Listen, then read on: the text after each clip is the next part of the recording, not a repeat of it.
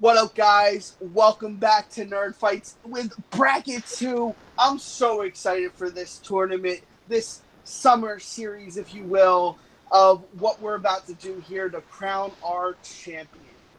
Now, I want to go over a few things before I introduce the competitors. Of course, this is like any other Battlegrounds, except with a little bit of a twist. Instead of 3 rounds, you're getting 4 main round debates that are each 90 seconds, 5 minutes, and 60 seconds. We'll go into what happens if there's a tie later on in the match. So just for our competitors' sake, you get an extension either in your opening or closing, no longer in the debate round. The reason we do that is because we don't want to help out our opponents. Second rule change is the timeout rule. If one of my judges or myself feel like they are over talking each other, there will be a 10-second timeout in which the competitors will not be able to speak, but the clock will continue. As well as judges, you guys get 20 to 30 seconds to make your debate. All right, and of course, it wouldn't be anything without my judges, and we have Malcolm here. Malcolm, what's up, man? Are you excited for today? This should be an interesting match. It's 9 in the morning over here, so yeah. Gotta love it. Bright and early in the morning for Malcolm. All right, Super how you feeling, man? How you feeling? You're saying it's bright and early for Malcolm? Well, it's very dark for me here because it's 5 a.m. for me. But yeah, I'm looking forward to this match. I mean, the people in the audience, they might not see it, but I saw in the chat like these two are fire when they speak. So yeah, I'm just excited. All right. Well, let's get down to it. And let's jump into these questions. So question 1 comes from the fantasy category. Best fantasy film of the 80s. Now, we're going to go ahead and kick it off with the first person to be drafted for this, which was JD. JD, 90 seconds on the clock. Tell us what film you got. Okay. Well, I picked the 80s beloved Princess Bride. The reason I picked it was because Rob Reiner and Carrie Elways both went on record saying they loved the source material way before either of them were attached to the film. So you know that if the director and one of the main actors attached to it follow the source material well, it's going to be a good movie. And as a matter of fact, even the fight scenes, they went into excruciating detail to get right. That's how much attention to detail this film has. And not to mention that, the old couple in the shack that the main characters meet, they're played by Billy Crystal and Carol Kane. Now, Billy Crystal and Carol Kane invented an entire backstory, even though they were only minor characters in the movie. That's a whole lot of work to put into your character, even though you might not have that much screen time. It's time. All right, Tony. 90 seconds on the clock when you start talking. Best fantasy film of the 80s. What you got? Right, so if we're talking about fantasy films of the 80s, we have to go to the early ones. We have to look at the ones that really paved the way for stuff like Princess Bride and everything like that. And that's why I'm going with the Time Bandits. This is 1981. This is a classic from Terry Gilliam from Monty Python. It's where they really got to be able to stretch their legs almost and like not say, yeah, we are the Pythons, but also we can do this as well. Like we can get away from we can get away from Life of Brian, we can get away from the Holy Grail, and we can do so much more. And it's such a fantastic story. It's like it's one of the best children's films out there that you can watch, and it's the way that you portray dwarves as the main characters as well. I know like that's such an important part of it. It's such that, especially for that disability, it was such a way to be able to give out to them. And if you look at the cast as well, like you got John Cleese playing one of his best roles that is in A Fish Called Wanda as Robin Hood. You got Sean Connery in there. I'm not even going to try and pronounce it. I can never do it, but it's the Greek god, not Roman centurion. Some really interesting performances as well. And as I said, Terry Gilliam, this is his first film. Like after this is the reason why you have Brazil. This is the reason why you have Don Quixote coming much later. This is the reason why his style was able to get away from the sketch comedy and into what is now seen worldwide as by so many different directors just aping off him. And also for a Beatles fan, this movie is the reason why George Harrison is. All right. This one's going to be a really interesting battle. We have Princess Bride versus Tom Bandits. Let's see what you guys got. 5 minutes on the clock when whoever speaks first. And I didn't mention this in the opener, but this is one of the only films, if not the only one, that the late great Andre the Great stars in. Okay, really interesting you bring him up because, like, as a wrestling fan, I know this backstory of Andre the Giant during that time, and he was in so much pain. Like, the guy could barely walk at that time. Like, the way that they had to shoot around him in order to make those scenes work is ridiculous. Like, watching it, it's like I watched it again a couple of days ago, and it's just like you're watching it there, just like I feel bad for the guy. It's like I know he's doing it for a paycheck because he doesn't have to throw his body around too much, but it's still like you're making him have to try and catch people falling down on him. You're having the people jump on his back. Like let the poor bastard sit in a chair for like God's sake. And it's also where, in the comparison and height differences between the two movies, you have the giant of physics, and also you have the Time Bandits being diminutive. Like, if you compare apples and oranges, the Time Bandits give so much more for the disabilities. They create such a better character. You have, does anybody want a peanut?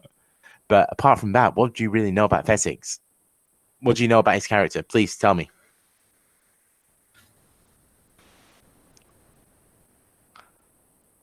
That he's mainly the big gun for the entire film, and that he just tossed the dreaded pirate Roberts off his back like it was nothing. So he's big. Interesting. Much like every other character apart from Dread Pirates Roberts in Princess Bride, there's barely anything to those characters apart from gimmicks and catchphrases. Like the Humperdinck, like, please tell me something about him other than he's a bit of a dick. Like, there's nothing towards that character that makes you hate him more than just like, oh yeah, he's a bit of an asshole. Like, there's nothing. Like, they are so basic characters. Like, I get it. The plot is it's a good film in the case of the plot, and like the way that they do it with the storytelling, that's interesting. But it's just that it's interesting. Whereas Time Bandits, it's revolutionary. Like, well, please, I just want to just to mention something as well. You said you mentioned about how Rob Reiner and Carrie Ellis cared about the sauce. Who gives a crap about the sauce? I don't care if it's ketchup, mayonnaise, brown sauce, barbecue. The sauce doesn't matter for the movie. Like, it doesn't matter if they love that movie thing so much. Like, you can. There's so many stories. Like John Carter of Mars, they love that story. It's a shit show of a movie. The fact that they cared about the source, like, who gives a shit? Like, and it's also like it's not a big like historical story as well. It was only released in the 70s. The movie came out in the 80s. It's only had 10 years. It's not something that like people really cherished. That whole thing with the grandson and the grandfather telling the story, that's complete bollocks. Because I read this when I was a lad. No, you didn't, mate. Just one more thing. Yeah. No, you didn't.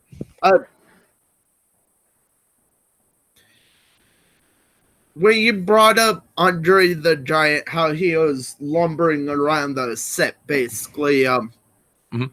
Carriel was shot that almost the entire movie with an injury, and Oh, you great! So could there's hardly more. tell in the movie.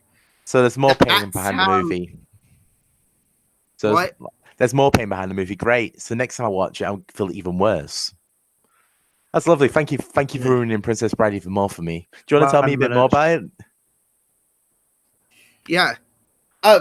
Well, good thing about So was it 5 minutes? the movie is that No, you've still got a minute. Okay, cool. All right, JD. while keep yes, shooting stuff.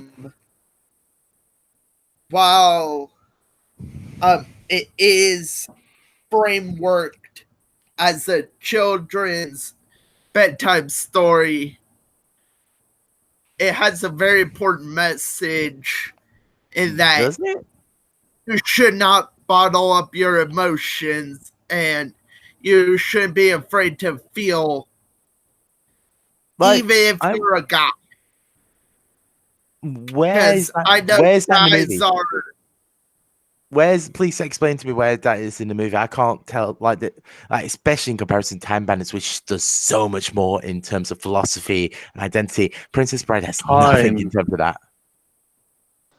All right, JD, you have 60 seconds on the clock.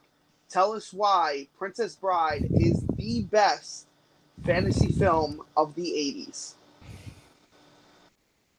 Okay, well, the reason why Princess Bride is such a good movie is because you love the characters, except for Humperdinck, of course.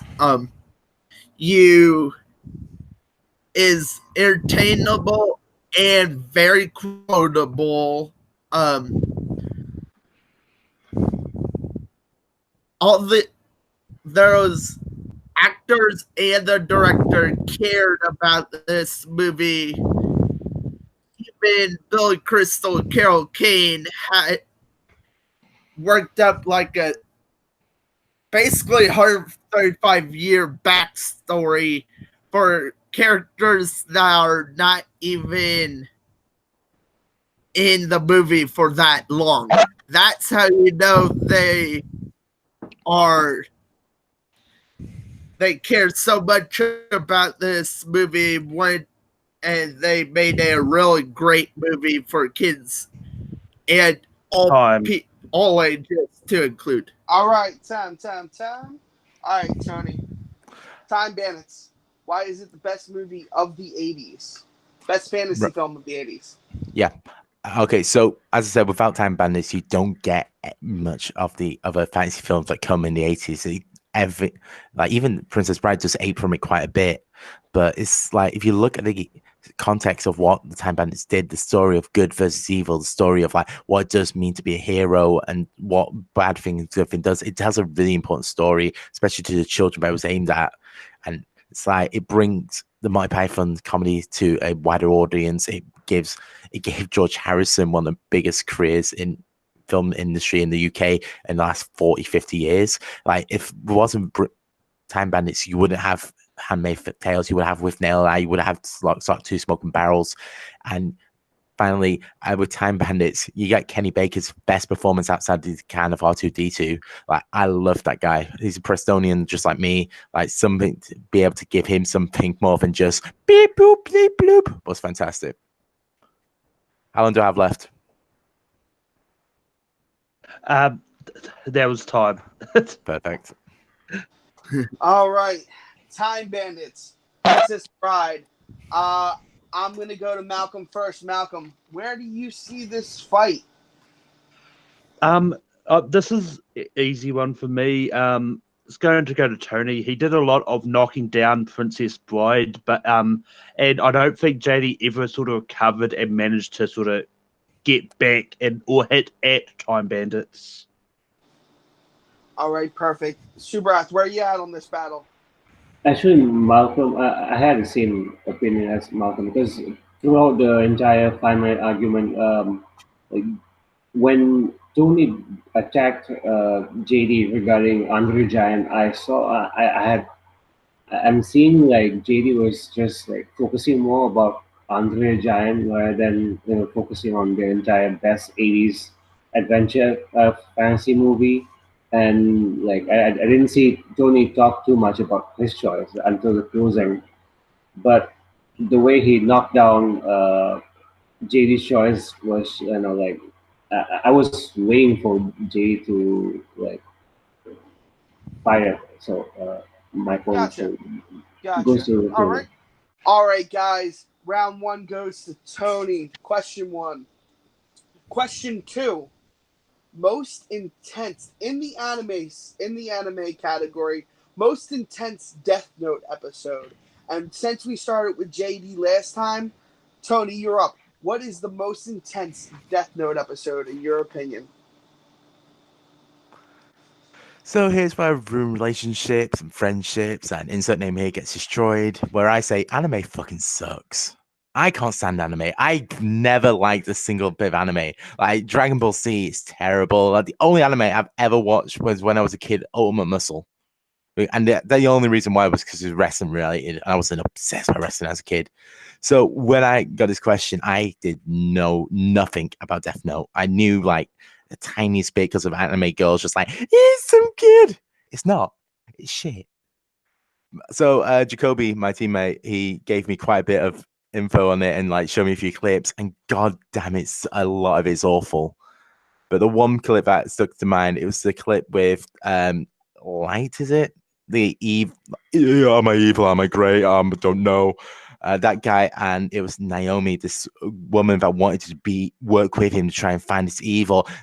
She been manipulating him, told, and then realizing that, oh shit, everything I've worked for is gone. And then him just like switching, just like, fuck you, I'm evil. And then like, oh, I'm gonna make you kill yourself. That's what I'm gonna do. Like that is an intense, such a great scene. Like in ridiculous fights in this shit show. Like if that was taken out of the context and put into an actual good show, that would be amazing. But instead, you've got this weird like goblin Pennywise the clown. If he was into My Chemical Romance, running around. Yeah, I don't care how long time I have left. I can keep saying anime sucks if you want. Are you conceding the rest of your time? About anime sucks, anime sucks, anime sucks, anime sucks, anime sucks, anime sucks. Do I you mean, want me to keep going? he only had 10 seconds left anyway. So. All right, cool. Just one quick second. What is the episode title, just so I have it down? I don't know. All right, going over to JD. Most intense Death Note episode, JD. What do you got? Okay, for the most intense Death Note episode, while yes, Light did kill Naomi or make her kill herself. The most intense episode is when you realize, oh crap, Light is evil. And that episode is episode 5, Tactics, where he uses Ray Penber to kill everybody in the FBI and then just tosses him away like he's nothing to Light. That is really intense. To use the head of a organization to wipe out all the organization's members that fights for good, mind you, and just sorry, you don't exist. You don't matter to me. That is really intense. That's how you know Light from he's like, oh, I'm gonna kill all the criminals. Like every good anti-hero you think of. I'm gonna kill all the criminals. Okay, that's good. But this episode where he's like, I'm gonna kill the good guys also. That's the that turns the whole series. We have Tactics versus Overcast. In the most intense Death Note episode that there is. Guys, you have 5 minutes on the clock when one of you start talking. Go on, JD, you can start it because I'm just going to be destroying anime as general. Okay, well, based on the opening quote, you know how intense this episode is going to be. Light's Well, what's the opening quote? Please tell me. Light's opening quote is Ray Penber wrote all those names on pages taken from Death Note. Without realizing it, he was signing a death warrant for all his colleagues. As for Penber's boss, he died of a heart attack after sending all his agents a file, and the other investigators, they died of heart attacks after receiving can we stop reading the Wikipedia? same file. So, I just want to ask, where in that whole intense episode was anything more than what you would see in any TV show which has like the character turning evil? Like you got your Breaking Bad, you got all these shows where it's like you see the character devolving and destroying himself to keep on this moral crusade that he has. Because that's one of the things that I really didn't like about Death Note is this whole idea of like, oh, I'm the good guy. I'm gonna do heroic things with this evil book of evilness, and of course I'm not going to get corrupted by this big giant Pennywise evil emo clown. But it just seems so derivative of everything you've ever seen in those types of things, especially in it's like I would like you to argue the whole of Death Note, because I'm not every clip I've seen apart from that one clip was just shit. And it's like, and you can't take it you can't take anything seriously with that those stupid, like, I know I apologize to Japanese people. Like, I know that's actually part of their culture, and like I think it's one of their gods potentially. But dear God, you have to say it's ridiculous from an outside perspective. Like, you can't do intensiveness with that. I'm sorry, it would be like if Breaking Bad, for example, Walter White was always in a teddy bear outfit. It would make it a bit more entertaining. Like Better Call Saul would probably be, I'll probably watch it if Walter White was just in the corner as a teddy bear. But like, at least with the clip I spoke about, that small little section of it, like there was such drama in that minute and a half. Like, for someone, as I've said, I don't like it. I don't like anime. That captured me. And I know this is, I was there just like, I don't want to watch any more of this because I've already seen bits of it and I know it's terrible. But that bit, if there was more of that bit, I would watch it. Yes, like, but you know, Light is manipulative in that episode because of my episode, because Light's father is the head of the case in which Light, his son. Oh, so he's just a daddy's boy people with issues. Like, so pretty much every story like that. Like, oh, my daddy was bad. Oh no, I'm gonna be evil now because my daddy was bad to me. Like, no, please give me something more than just derivative. Like, I don't think you can show intensity with it just being the same old. Like, at least with that clip that I saw, it's like the thing that it's just like, I'm gonna destroy your world and then I'm gonna make you end it. That was just like the sweet spot of just like this destructive beauty of that little clip. Yeah, you say clip. We're talking about episode. The whole episode is intense. Oh, I'm sorry. The talking clowns ruin any intensity of the rest of the episode. That's why I'm only talking about a small clip. Because no. And also, that L character, just as I'm thinking of it, dear God, is like Sherlock Holmes if he didn't go out and shower. For the love of God, he's terrible. I don't know why people think he's such a great character.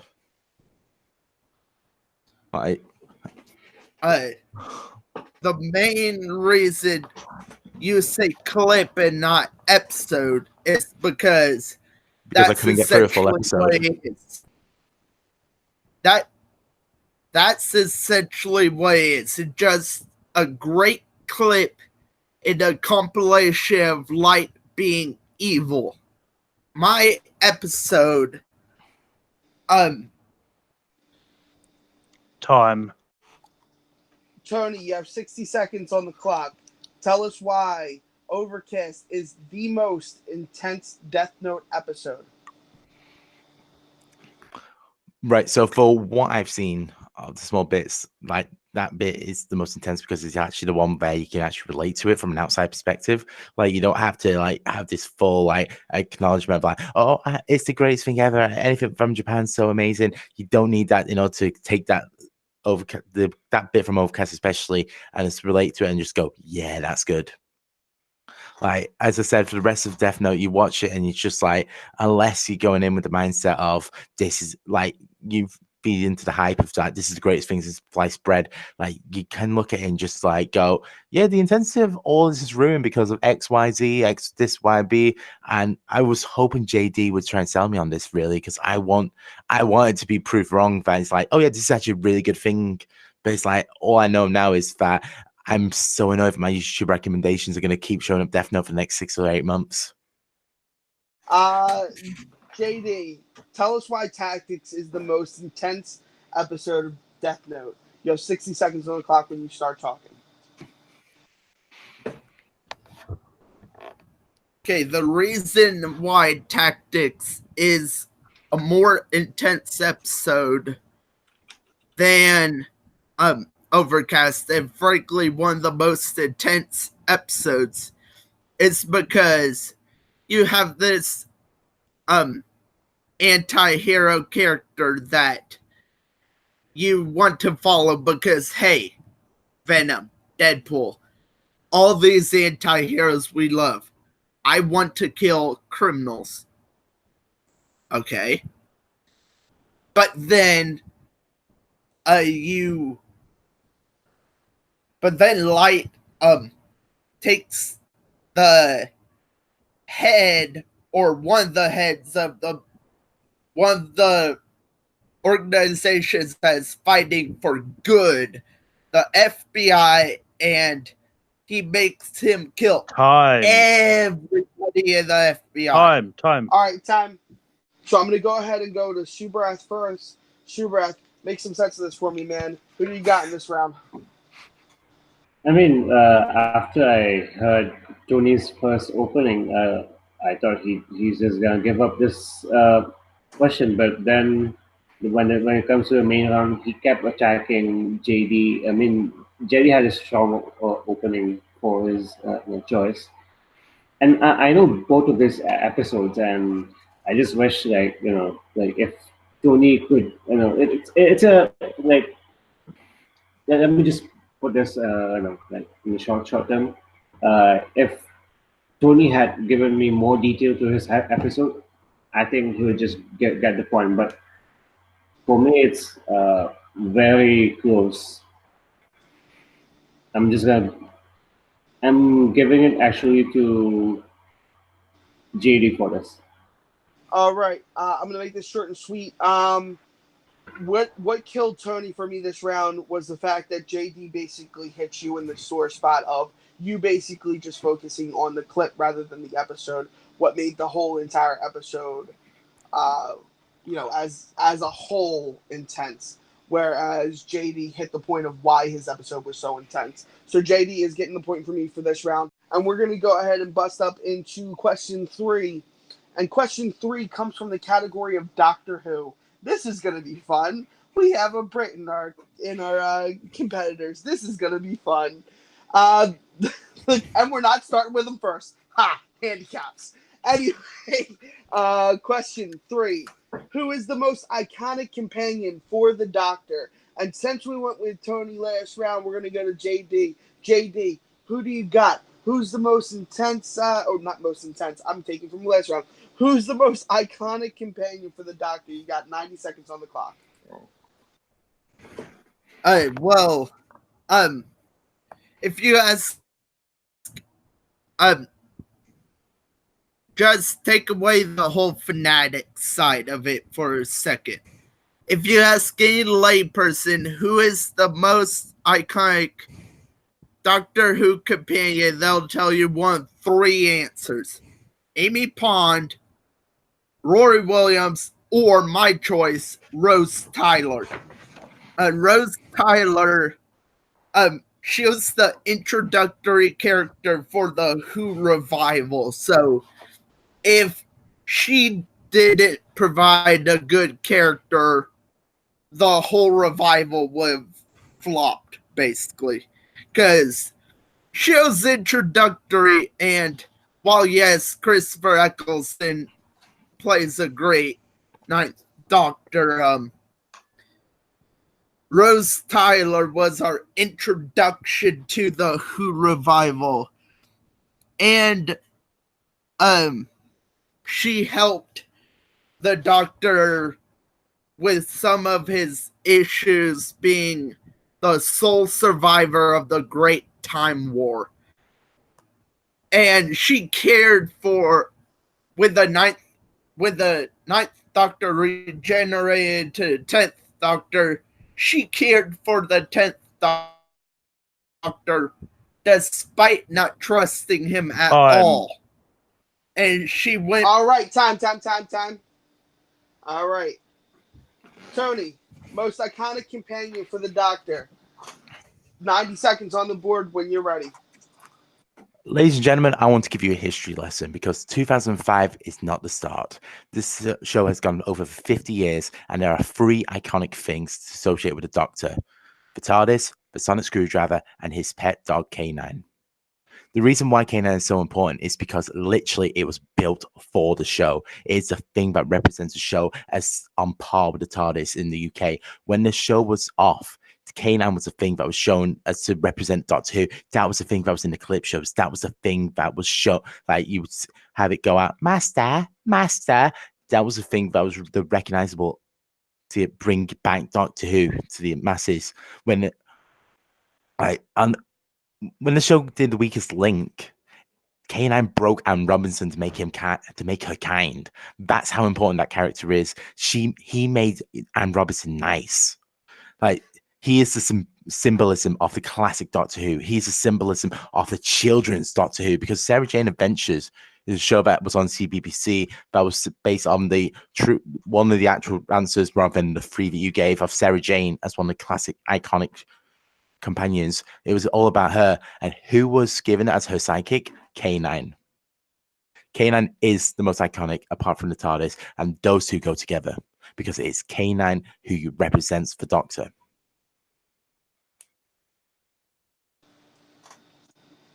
All right. We have K9 versus Rose. This is going to be a really good match, only because neither of those do I consider the iconic companion. So this is going to be fun. You guys have 5 minutes on the board when the first person speaks. Let's go. Rose, K9. Who's the most iconic companion? Why do you always want to stay up late? Because we want to.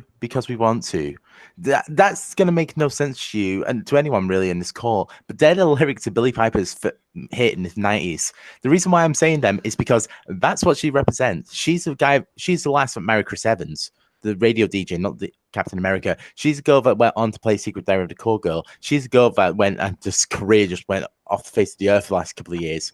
Like, please, I would love you to tell me a bit more, like why that is the most important part, because 2005 is not when Doctor Who starts. Yes, I'm aware that 2005 is that where Doctor Who starts, but 2005 is where you had to reintroduce Who to a whole new group of fans. Not really. Where people get their love of Christopher Eccleston, David Tennant, Matt Smith, Peter Capaldi. Can I quickly say, Christopher Eccleston was the main driving force of Doctor Who because he was such a known actor in that time of doing TV work, and Russell T Davies as well, the writer. Queer as Folk was one of the biggest shows in that time. Like him taking on Doctor Who, that was the big draw. Christopher Eccleston was the big draw. Billie Piper was literally just a case of, oh, she was famous a couple of years ago. She married that guy. Let's throw her in there. It's lucky she turned out to be a good actress as she was. And also, yes, you're also Yes, but you're also forgetting there are multiple iterations of K9. Which K9 are you talking about? Well, it's the case of we're talking about multiple variations of Rose then, so we're not talking about Bad Wolf. We're not talking about the Rose from the 50th anniversary. We're not talking about any of them, are we? K9 Mark 1, 2, and 3. It's the same personality. It's the same consciousness put in each individual. But it's the classic K9 that I'm thinking of because that's the one about Sarah Jane. That's the one in the School Days episode when Sarah Jane comes back. That's the one that is like, oh, that's the link to the old school. K9, like for old school and new school Doctor Who, the two things that really connected together are Sarah Jane and K9. And I know you understand. I don't know who Sarah Jane is. She was a classic character back in the 80s when the show was, well, 70s really, when the show was really popular. And I guess I'm speaking about this being British, and because like this show didn't go away for us. This was the one that was still airing every now and again. This was a show that our parents would tell kids like, oh yeah, back in my day, the Daleks scared us so much that we hid behind the sofas. Like the companion really wasn't anything to do with how important she was at the beginning. It was just a case of she was just meant to be the anybody. To be fair, you keep speaking about the beginning as she's the important at the beginning. She was a terrible character at the beginning. It's only really when she became a love interest, which is when it got interesting with her, and that sucked in comparison to like you said, Amy. Like that was a bit more interesting. Like Donna was a more interesting character than Rose. Like Martha was a much more interesting character than Rose because of the way that she was like, oh yeah, she's a black female traveling through the time, like being able to do what really Bill tried to do, but see, Martha's not that good a writer. Yes, but Rose humanized one of the Daleks in her run in the show. Daleks that exterminate. You don't really care about the Daleks, but Rose made you care about one specific one when she gave the Dalek part of her essence. The Daleks are a classic part of British culture. The Daleks, you care about. Go on, please go ahead. And this is not even mentioning that the producer, Russell T. Davies, went on quote and said that every time he brought back Rose, ratings went up. Rose was a great character for the show. K9, K9 got multiple franchises put towards him. Where's the Rose spin-off? Like K9 is like you're not gonna see in 20 years' time. You're not gonna see Rose as a poster child of Doctor Who. It's not gonna be like, instead of. All right, Rose versus K9. JD, since we started with you, we're gonna go ahead and go back to you for your 60 seconds close. Give us 60 seconds why Rose Tyler is the most iconic companion for the Doctor. Well, basically, all this question comes down to between our choices is what is a companion? Yes, dogs could be great companions, but in the show, K9 was no much more of a character as Goddard is in Jimmy Neutron. While as Rose, she took care of a guy without even liking or trusting him at first. She did not take anybody's bullcrap, and she even insulted the last human ever alive in Lady Cassandra. And this is all ignoring the fact that she literally hacked into the TARDIS. Time. All right, Tony, 60 seconds on the board. Why is K9 the most iconic companion for Doctor Who? Okay, so it's the word that's important in the question is iconic. It's the thing that you think of the most. Like I may be off brand here because of being British and like growing up with it all, but it's K9 that was the representative, it's along with the TARDIS of Doctor Who. It's those two things that were the synonymous with Doctor Who. Like, they were the things that were the thing to bring in new audiences with the younger children in Sarah Jane Adventures. They were the things that were the pinnacle of like the fun adventure of the classic era. Like, Kanan is the character that will go down in history as the Doctor's companion. It's his man's best friend. It's a machine. And also, when you're speaking about the Last Earthling, there's Fizzbo, and Rose's character is going to go down as she was the first of the new era. She's the first that the wider like international audience got to see of it. But at the end of the day, she was only a placeholder for better characters to come ahead.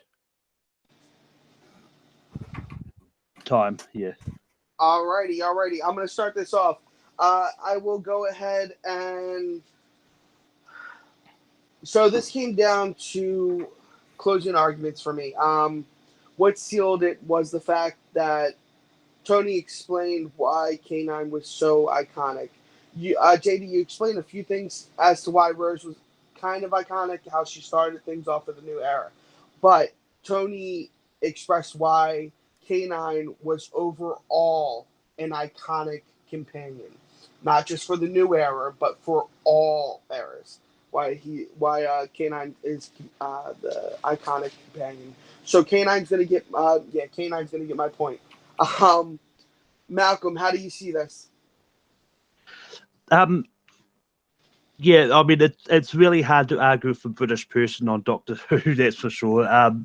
But I've got my point's going to go to Tony pretty easily as well. Because he got in a lot of explanation on why K9 was iconic and knocked down Rose by saying that no one really will know who she is sort of 50 years from now, but everyone will know K9. So yeah.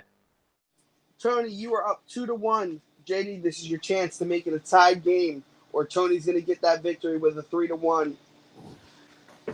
Now, name a Titan featured in the category Kaiju, super ass favorite category of the league. Name a Titan featured in Godzilla King of Monsters that should get a solo movie. We're going to start with Tony. Tony, you got 90 seconds on the clock.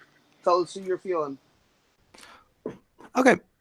So I don't want to see the same old movie again. I'm kind of like, I'm like Godzilla. I like seeing the raw smash, smash, smash. But we've got Godzilla for that. We don't need, Godzilla, but he's got a bigger tail. Godzilla, but he's got two heads. Godzilla, but he's evil. Like, we need something different. We need something that will give a more of an option. I think Mothra's a really good option for that. A, because he's got the aerial ability. Like, if you want to do the scary, like, we don't know where he's going to come from because he can fly from anywhere. But also because the character's heroic. Like, if you look at the history of him, it's actually a heroic character trying to protect his land, protect his people. That would be the more interesting thing of this massive monster trying to defend his world against the invading armies, the people that are trying to take over his land. It's like this beast of just like, I got a family to protect. Like, I know I'm meant, like, the story is meant to be the big bad monster gets destroyed by the good old soldier boys. But spin it on its head would be such a more interesting tale. Like, we got Godzilla to do the raw smash, smash, smash. Like, give us something where we can actually invest in a character that isn't just, is it going to destroy my house? Give us something where we can like look at and see like this character grow, like it's develop. And I think Moffat's the perfect option for that. And as I said as well, the ability of just like being able to do like up, down, left, right, such more interesting than just like walking in a straight line, just smash, smash, smash, smash, smash. I guess I can keep saying smash, smash, smash, smash, smash. One and this time. All right. Going over to JD. JD, which Titan featured in Godzilla King of Monsters should get their solo movie? 90 seconds on the clock. Hold on. You're up. What are you saying? I would like to use my 1 minute addition on the opener. Okay, so 1 minute extension. you will get a total of 2 minutes and 30 seconds. Yeah. What people watch kaiju movies for is to see what the monster is capable of. Now you have Ghidorah, a three-headed devil in a sense. You in Godzilla King of the Monsters, you're wondering after God or Ghidorah gets unleashed, how did they contain him when he's an alien from space and no other kaiju film ever encapsulated him? So you're wondering, how did he get encapsulated? And if you've looked at Ghidorah's stats, he's a beast. Like, he's 141,000 tons. He can, his wings could cause hurricanes.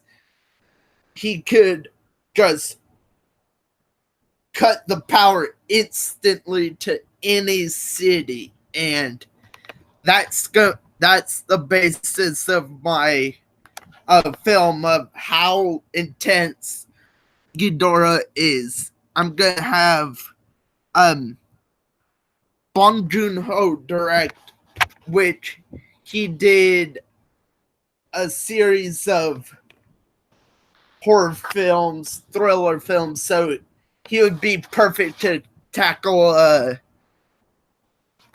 monster of this capability. Keep in mind that Ghidorah is pretty fast. He can reach up to speeds of 633 miles per hour. Time. All right. So we have Mothra, the queen of monsters, versus Ghidorah. You guys have 5 minutes on the film. Tell me why your Titan deserves a solo movie. So, where in your movie does it make it so that it shouldn't just be another Godzilla movie? Because we know Godzilla as a character. Because you just explained like, oh, he's just from space. He's Space Godzilla. Like, should we just get rockets and Godzilla up to the moon? Like, is that what you're aiming for your movie? At least what I offered would be completely different take on the Gaiju series. Like, you said director Gareth Edwards, I would say pitch for mine. He's a guy that's done the monster movies before. He could do a really interesting tale with this, and like with Rogue One as well. Like that's what he's most famous for. Like he's done those stories so well in the past. But please go ahead, tell me why. Yes, well, why I should bother with your movie when I can just watch Godzilla again. It's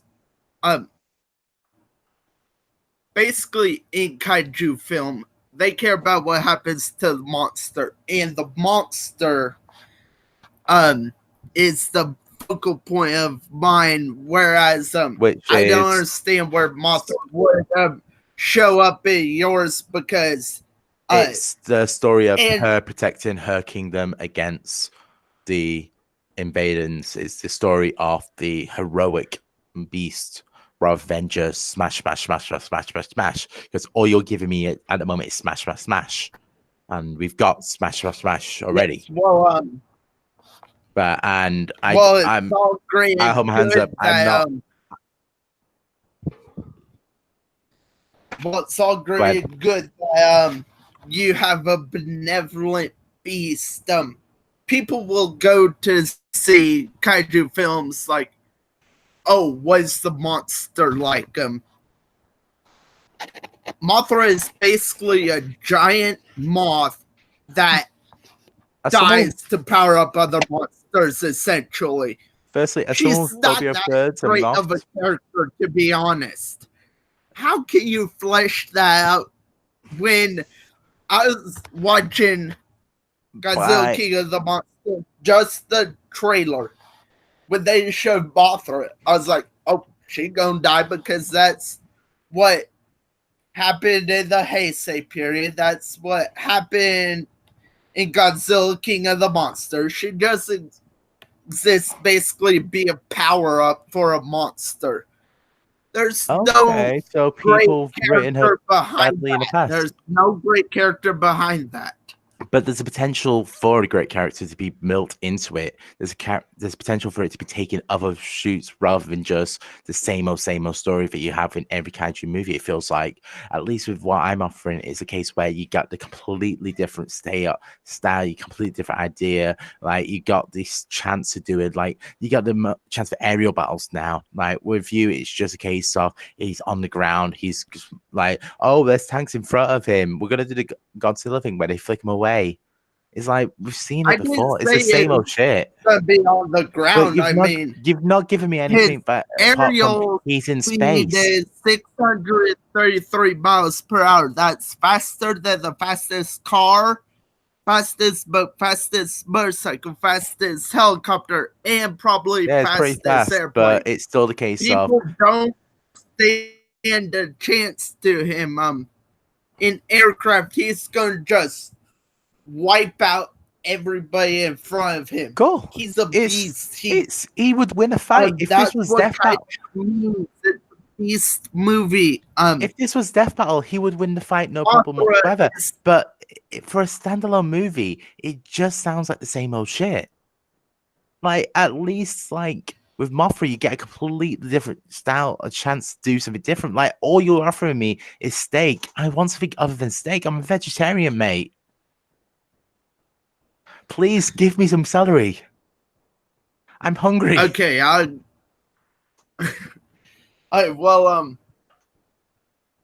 it's not gonna be a normal Godzilla stomp 'em up movie because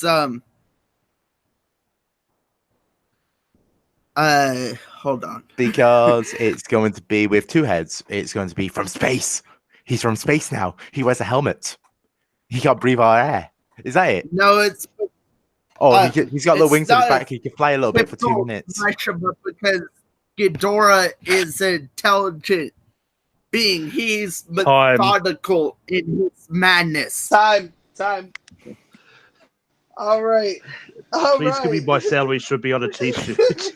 Give my celery now. I'll take some celery, guys. That one's got to be one of the best lines that I've ever heard. Listen, I'm a vegetarian, mate. Where's my celery? All right. All right. We're gonna go to Tony. Tony, close this out. Why should Mothra be getting a solo film? 60 seconds on the clock when you start. If JD was a studio executive, I would not go to the cinema. If he was a chef, I would starve.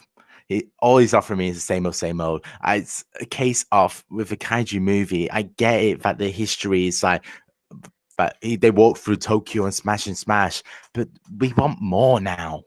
Like the movies that have come in the past, like stuff like Cloverfield has brought it to an apex where it's done so well.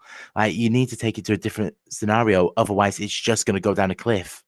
And it'll just become again one of those movies where it's just like, oh yeah, it's the one that some people watch sometimes, like because it's the same. Like you get to see some cool looking costumes. Like at least with Mothra, you get the chance to tell this completely different tale. You get someone with visionary idea like Karen Featherwood to be able to just like rock it and just create this like complex character of something you can like. Yeah, she kick your ass, but she's like you get to feel for her rather than just like like all of it. JD's offered is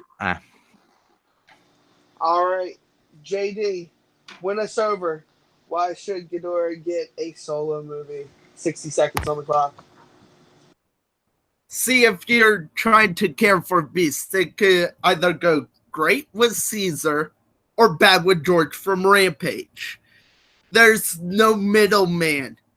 Mothra, you don't care about a beast. The reason you care about Caesar is because he's human. You don't care about kaiju. Kaiju exists to destroy. It literally means strange monster because we don't know what this monster will do.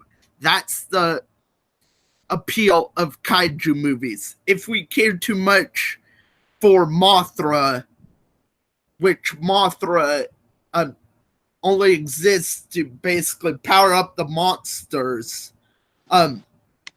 that's not a compelling character in my opinion. Time. All right. Malcolm, I'm coming to you first. Tony, JD, Mothra, Ghidorah, which do you prefer to see in the theaters? This is pretty easy for me. I'm going with Tony on this because he was throwing out a lot of good points about that people want something different from kaiju movies nowadays, and that watching a monster smash up the store city isn't compelling anymore. And so yeah, and JD, I don't think we ever really futured that a lot. He just kept on pitching the monster destroying city, and yeah. All right. Tony's got one. Subrath, where you at? The kaiju man himself. Where are you leaning on this? I mean, I was. It's been like back and forth between them. This which I'm actually quite surprised. Despite that, Tony did not mention the actual gender of Mothra properly at the beginning. Like which kind of threw me off. And so basically, I mean, he got back to it in the main round. Basically, what comes down to the decision for me is when Tony mentioned that that what you're gonna get with Ghidorah is just gonna be the same thing, with Godzilla, which he famously said smash, smash, smash. With Mothra, he did explain a little bit like how it's gonna be different and how we're gonna explore Mothra's backstory, which JD did hit, but he did not hit that strongly, in my opinion. So for me, it's just gonna go to Tony for this. Your winner, 3-1, Tony. Yeah. All right. Bracket 2 has now been decided. We're going to go ahead and have a few words from the combatants today, and then my judges, and then we'll be out of your hair for the day and catch us next time. So I'm going to go ahead and go to Tony first. Tony, how does it feel getting your first victory in Nerd Fights? But yeah, it feels great. Like, these weren't categories that I was the strongest in, so I'm very happy that I was able to get the points. I think you might have been able to tell that there's one in particular that I wasn't really strong in. I'm not sure. But yeah, it's a really cool way to be able to try this and like try and stretch myself, because like obviously like for myself it would be so easy to be able to just talk about the basic stuff, like actually having to think of like, okay, so I have to think of kaiju movies more than like, oh, it's like Cloverfield, Godzilla, that's really it that I know. I actually have to do a bit of homework. And Mia Mishenda, thank you very much, Doug, for reminding me that it was a female. I did remember that at one point. I just completely forgot about it when I was talking. It was me who reminded you, not him. Oh, was it? I thought I remember someone saying Queen, and I was just like, shit. That would have been a really good point to bring up. All right, and unfortunately, JD, this does mean you are out of the tournament, but does not mean you're out of the roster because we got a big season ahead of us, which I'm super excited for. JD, how do you feel about the match? How do you feel it went? I know it didn't go in your favor, but I'm glad that you came up and you stepped up, man. Good fight tonight. Tell us how you feeling.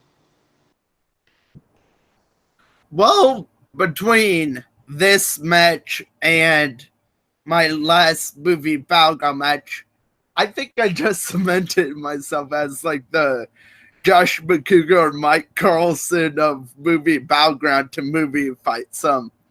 I just come in here for fun. I don't expect to get a point. I just want to pitch some great ideas. And if I get a point, great. If I don't, that's fine. I mainly signed up for nerd fights because I was like, oh cool, nerd movie fights. I would want to do this. And yeah, it was a really good showing for me because I didn't expect to get a point at all because, I mean, arguing against the Brit for Doctor Who, I was going to lose from the beginning. Can you believe it? That's like arguing me, a descendant of many Scottish people, over the accuracy of Braveheart. Yeah, I knew I was going to lose. I'm surprised I got a point. Thank you, Alec, for helping me. I'm just glad to be here, to be honest. All right, perfect, JD. We definitely are glad that you're on the roster. Definitely keep your eye out for your next match. We're excited, man. Every time that it comes down to it, it always happens. There's got to be a winner. There's got to be a loser. Today, that unfortunately was you, but maybe next time you'll come back. You'll be a little more prepared and ready to battle again at Nerd Fights. So, from everybody here, let's go to Malcolm. Malcolm, what do you think of the match today? Definitely very entertaining, especially on Tony's part. It's like, I want my salary smash, smash, smash. I mean, they should all be t-shirts. But I mean, JD put up a good fight, but it's just one of those ones like when you're not comfortable in any of the categories, sometimes you don't know sort of where it's going to land. Absolutely, absolutely. Malcolm, thank you for your input. Yeah, it sometimes is like that. So, Subrath, you gonna give me some celery? Or you gonna give me some steak? How you feeling about this match? I'm just gonna give you some celery, no steak. I'm also a vegetarian on Mondays and Thursdays. I'm kidding. Anyways, yeah, this match was like like one you should be watching. Like if you whenever this goes up, yeah, this is one to be able to like entertain yourself, like seeing Tony mismentioning the gender of Mothra and the fact that he knows a lot about Doctor Who than the creator of Doctor Who himself. Um, yeah, for me, yeah, it's a good match. I was entertained. That's it. All right, guys. From everybody here at Nerd Fights, this is your commissioner here with a hell of a bracket 2. I'll see you on the flip side for bracket 3 and bracket 4. And from Malcolm, Subrath, Tony, JB, myself, see you next time.